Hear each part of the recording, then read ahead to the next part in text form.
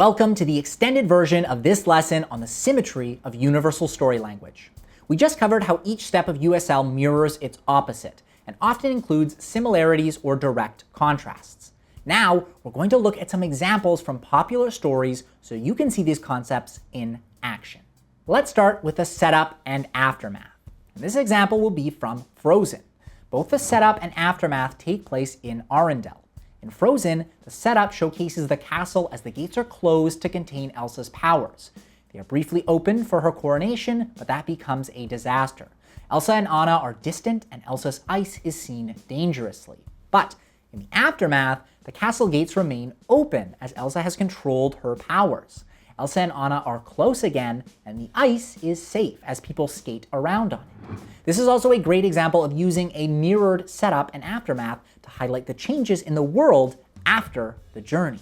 Next, let's look at the catalyst and story climax. We already covered this concept a lot, but if you want another example, we can look at Harold and Kumar Go to White Castle. Here, the catalyst shows us a commercial of White Castle as Harold and Kumar salivate and crave the burgers. This is directly connected to the story climax, which will be them reaching White Castle, and puts a clear image in our mind. This is also the start and the end of the plot. We mentioned the hesitation and final plan may both showcase preparations. You can see this in Moana, as both the hesitation and final plan showcase a quick montage of Moana readying her boat. This works well because the first montage readies her to begin her journey, and the second readies her to finish it. The outer gateway and inner gateway both mark act breaks. One shows an external change and commitment to the goal, while the other shows an internal change and recommitment to the goal. You can see this in 21 Jump Street, when the outer gateway shows Jenko and Schmidt arriving at high school to start their investigation, which is an external change and commitment to their goal.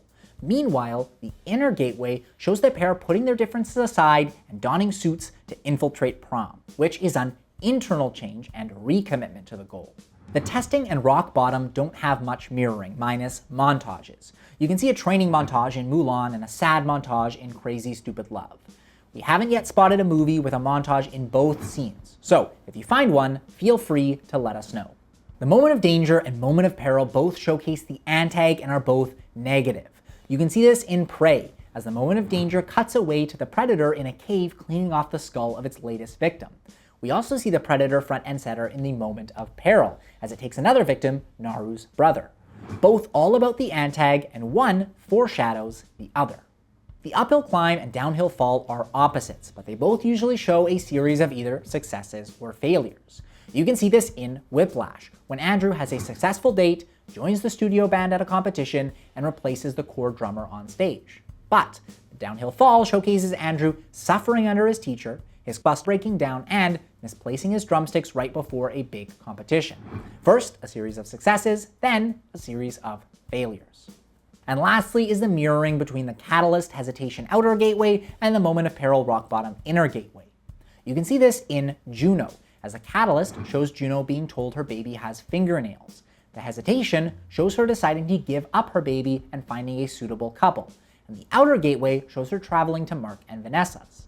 The moment of peril shows Mark admitting he isn't ready for a kid, the rock bottom shows Juno contemplating her options, and the inner gateway shows her returning to Mark and Vanessa with a note.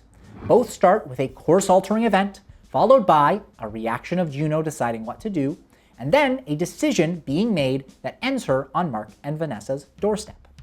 Hopefully, this gives you some ideas of how you can use symmetry in your own story by using the steps of USL.